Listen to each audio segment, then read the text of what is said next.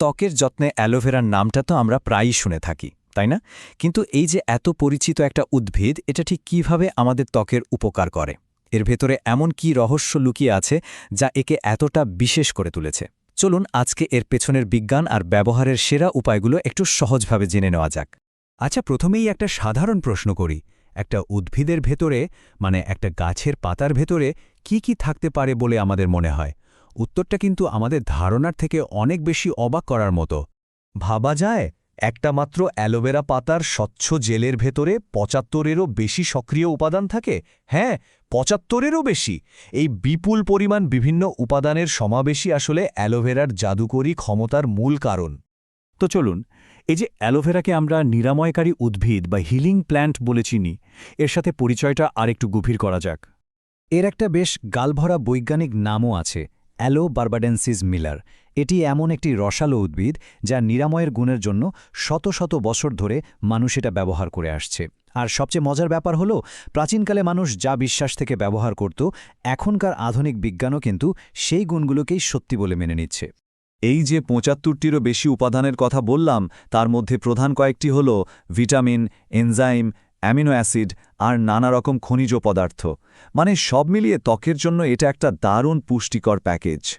কিন্তু প্রশ্ন হল, এই সব উপাদান ত্বকের ওপর ঠিক কীভাবে কাজ করে? এর পেছনের বৈজ্ঞানিক ব্যাখ্যাটা আসলে কি? চলুন এবার সেই দিকটাতেই নজর দেয়া যাক।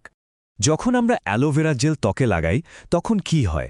এটা খুব তাড়াতাড়ি শুকিয়ে গিয়ে ত্বকের উপর একটা পাতলা, প্রায় অদৃশ্য একটা সুরক্ষা স্তর বা প্রোটেক্টিভ লেয়ার তৈরি করে ফেলে। এই স্তরটা ত্বকের ভেতরের আর্দ্রতাকে বাইরে বেরিয়ে যেতে দেয় না, ফলে ত্বক অনেকক্ষণ পর্যন্ত সতেজ আর হাইড্রেটেড থাকে। এর কার্যকারিতার পেছনে দুটো হরমোনের বিশেষ ভূমিকা আছে। একটা হলো পলিস্যাকারাইড আর অন্যটা জিব্রেলিন। পলিস্যাকারাইড ত্বকের ক্ষতিগ্রস্ত কোষগুলোকে মেরামত করতে সাহায্য করে, আর জিব্রেলিন কি করে? সে কোলাজেন উৎপাদনে উৎসাহ যোগায়, যা আমাদের ত্বকের টানটান ভাব ধরে রাখতে খুবই জরুরি। তাহলে যদি খুব সহজ করে বলি, অ্যালোভেরা ৩টি মূল ক্ষমতা হল: ১. এটা ত্বকের লালচে ভাব বা জ্বালা পোড়া কমায়। ২. এটা জীবাণুর সংক্রমণ প্রতিরোধ করে। আর ৩.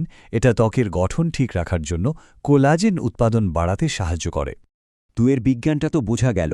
এবার আসা যাক আসল কথায়, মানে সবচেয়ে দরকারি অংশে।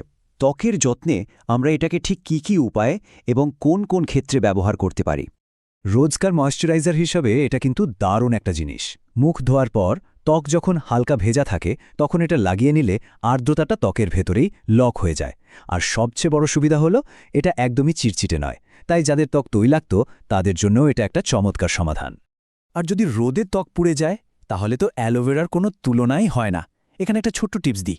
জেলটা ব্যবহারের আগে কিছুক্ষণ ফ্রিজে রেখে ঠান্ডা করে নিন। এই ঠান্ডা জেলটা পোড়া ত্বকে লাগালে যে কি আরাম পাওয়া যায়, আর লালচে ভাবটাও খুব তাড়াতাড়ি কমে আসে। ব্রণের সমস্যাতেও এটা খুব কাজে দেয়। তুলোর সাহায্যে সরাসরি শুধু ব্রণের ওপর এটা লাগিয়ে দিন। এর ভেতরে থাকা অ্যান্টিব্যাকটেরিয়াল উপাদানগুলো ব্রণের জীবাণুর বিরুদ্ধে লড়াই করে আর ক্ষত সারানোর প্রক্রিয়াকেও দ্রুত করে তোলে। ফলে দাগছোপ হওয়ার সম্ভাবনাও কমে যায়। এত উপকারিতার কথা তো শুনলাম, কিন্তু অ্যালোভেরা ব্যবহারের আগে সঠিক জিনিসটা বেছে নেওয়া আর কিছু সাবধানতা মেনে চলাটাও কিন্তু খুব জরুরি। চলুন শেষ অংশে সেই বিষয়গুলোই জেনে নিই। যখন বাজার থেকে কিনবেন, তখন লেবেলটা ভালো করে দেখে নেবেন যেন ওটা প্রায় খাঁটি অ্যালোভেরা জেল হয়। এমন প্রোডাক্ট বাছুন যাতে কোনো অ্যালকোহল বা অপ্রয়োজনীয় সুগন্ধি মেশানো নেই। আর হ্যাঁ, যে কোনো নতুন জিনিস প্রথমবার মুখে লাগানোর আগে কনুইয়ের ভাঁজের মতো জায়গায় অল্প একটু লাগিয়ে পরীক্ষা করে নেওয়াটা সবসময় একটা নিরাপদ অভ্যাস। তবে সত্যি বলতে সব কিছুর ঊর্ধ্বে সবচেয়ে সেরা আর নিরাপদ উপায় কিন্তু একটাই।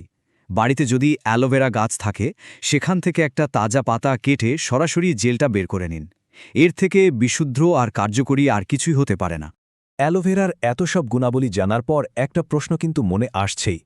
প্রকৃতির এই ছোট্ট একটা উপাদানের মধ্যেই যদি এত সম্ভাবনা লুকিয়ে থাকতে পারে, তাহলে আমাদের চারপাশে এমন আরও কত কি অনাবিষ্কৃত রয়ে গেছে, তাই না? ব্যাপারটা সত্যিই ভাবার মতো।